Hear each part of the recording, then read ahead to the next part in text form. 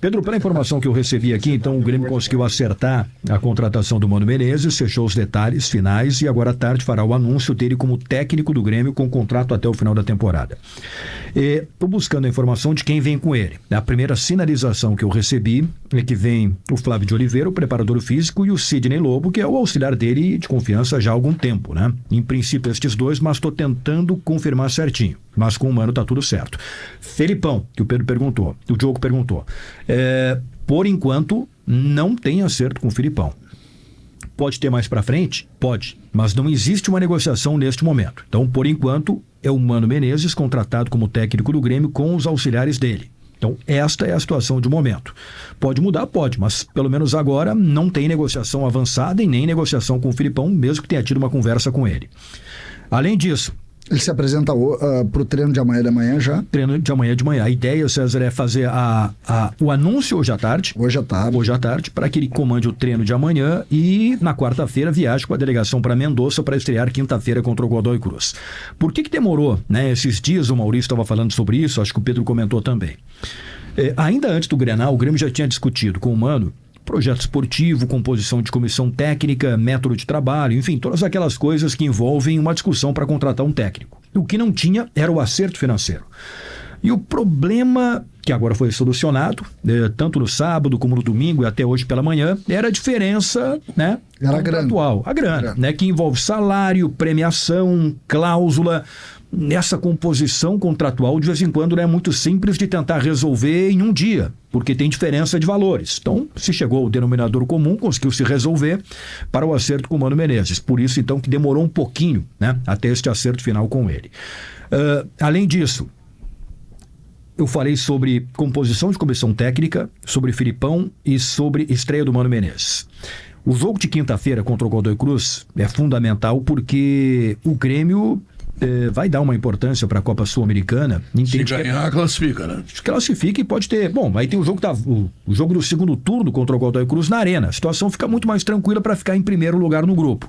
A questão é que o Grêmio tem uma sequência agora de quinta-feira, o jogo fora de casa contra o Godoy Cruz, domingo em Salvador contra o Vitória e quarta... Sair direto de Mendonça para Salvador. E eu acho que até o Grêmio divulgou a programação aqui, Pedro. Deixa eu pegar o jogo, acho que volta... Pelo que eu ouvi, volta a Porto Alegre. Volta a Porto Alegre. Vou pegar aqui. Volta a Porto Alegre. Vou pegar, tem até o horário do voo certinho aqui. Mas vem cá, pensa bem, o cara vai a Santiago do Chile, são 3 horas de avião direitinho, tá? Não, aí tu joga quinta-feira da noite. Mendoza. Não, mas é Mendoza, que é do lado de cada montanha, mas é quase. Só falta a montanha, 15 minutos de avião. 15 minutos. E o visual é espetacular. É deslumbrante. Tá, aí tu joga quinta, ou viaja de madrugada ou viaja na sexta. Madrugada. Tá? E aí o que acontece?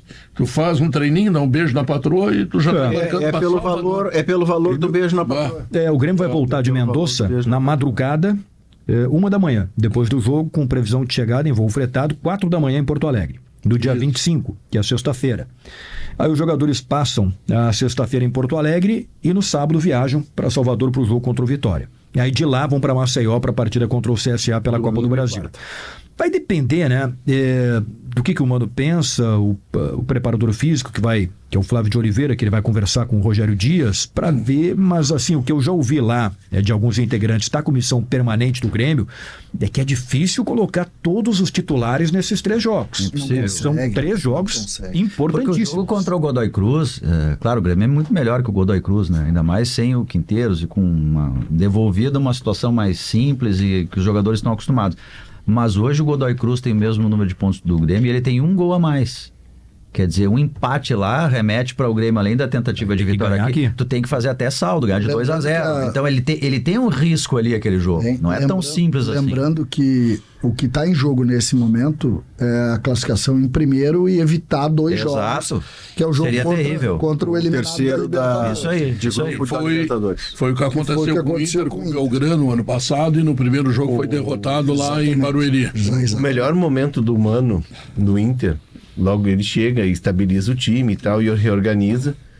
É um time que tinha no meio-campo um losango formado por Gabriel, o Rufi, e inclusive esse jogador, quando se machuca na reta final do Brasileirão, é o que ocasiona todo um problema pro Mano. Ele desajusta o meio-campo. É o melhor momento do Gabriel quando ele se machuca. Johnny, né, e BP. O Vaguinha gosta muito do Johnny. Era um tripé. Adoro o Johnny. O Johnny ganha a posição. O Depena. O Johnny ganha a posição do Edenilson a partir do jogo contra o Fluminense. O Inter cai pro Melgar, o Edenilson e o Tyson perdem a posição pro Johnny e pro Maurício.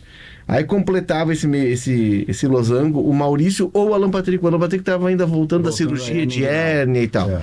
E na frente ele usava o Wanderson, que era um cara mais de corredor, que fechava também lado, e um centroavante mais posicionado, que era o alemão.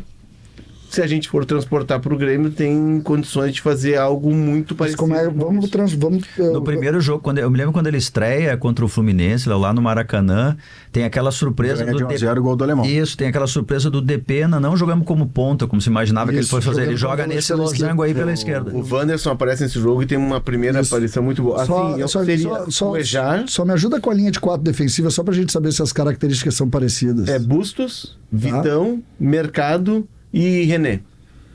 Dois laterais que em tese, um mais marcador e o outro. O Mano faz muito isso. O Mano, ele faz muito esse balanço de ter um mais tem dois. Não, eu digo porque o Grêmio tem 2 laterais com o Marlon que são mais ofensivos do que defensivos. Mas um vai ter que guardar um pouco. 2 zagueiros que são zagueiros, né? Zagueiros. Vai fazer a saída com o Vitão sabia sair jogando e o Mercado também.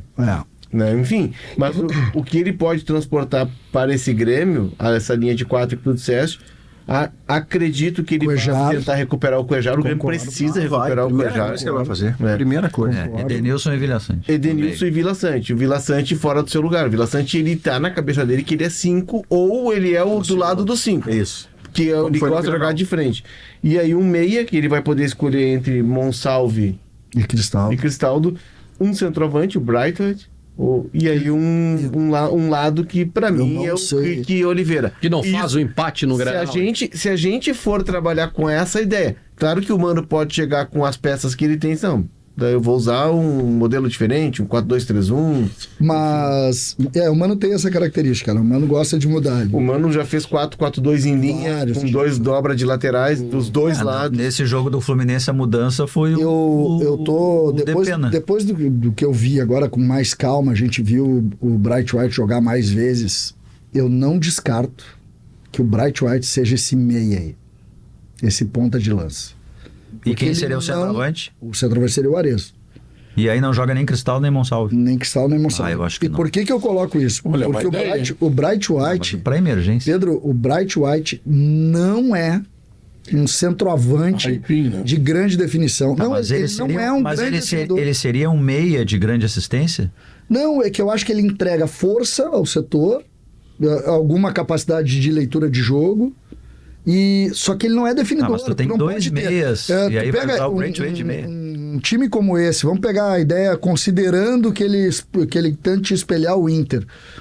Se ele tentar, ele não tem o primeiro, ele não tem um cara como o Maurício, que é um cara que bate forte de meia distância, que faz gols, ou a habilidade do Alan Patrick. Ele não tem. Ele não tem nos jogadores do Grêmio. A gente está vendo isso. E ele precisa de definidor. Mas o Arezo é o definidor? O Arezo é mais definidor. Eu acho que não. Não, o Arezo é muito mais definidor. Não acho. Aquele lance, por exemplo... Vocês estão falando do Arezo ou o Braithwaite? O Arezo é mais definidor que o Braithwaite. Eu acredito piamente que o Mano vai tentar recuperar Cristaldo ou Monsalve para ser a sua peça livre. Não, isso seria o ideal. Que ele junta esses 3 caras de marcação, vai jogar. Seria o ideal, mas considerando que eles estão jogando atualmente, tanto o Cristaldo como o Monsalve, e essa ideia do César é interessante. Ele gosta do 9 pivô. Pivô, o cara que sustente. O alemão, o alemão se manteve muito na ideia de jogo do Mano, e o alemão teve muitas oportunidades, o Mano insistiu muito com ele porque ele sustentava a marcação. O erro do Mano no outro ano foi não ter entendido que o alemão era a base daquele time. Porque o alemão, todas as dificuldades que ele tinha, a bola ia e parava. Para mim, teve um erro do Mano, que foi quando ele perde o Gabriel, que era um líder daquele time, líder de personalidade também pela capacidade de sair jogando. Ele estava jogando muito bem. Ele lesiona o joelho. E aí o Mano, o que faz? O Mano puxa o Johnny para primeiro, e ele tenta fazer o Depena, inclusive um cara mais recuado, o Depena se perde, e ali o Depena tem uma derrocada, tinha problemas particulares, enfim, mas essa leitura do Mano, do tirar o Johnny do lugar E depois o Johnny acaba se afirmando como 5. Não, depois foi bem. Mas aí isso desmonta esse tripé que tinha dado certo. Inclusive a descoberta do Depena por dentro é do Mano. Porque o Depena vem para jogar como extrema com o Medina.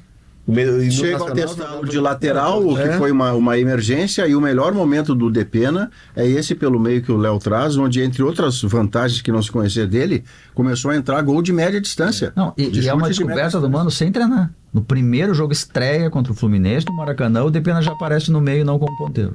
Mas isso é que eu acho que tu precisa de um treinador. Se tu não tem a solução, digamos assim, tradicional... Tu constrói. Mano, não vai pedindo reforço. Olha, olha o Roger agora. O Roger descobriu um lateral esquerdo. Que era... Lateral direito, o Bruno Gomes. Não, o Bernabé. Antes o Bruno Bernabé estava escanteado. O Bruno Gomes não era lateral, o Bernabé já era. Só quem tem resgate. Então, não tinha, venderam o volante, bota o... Venderam o lateral, aliás, bota o Bruno Flores para lá. Tá?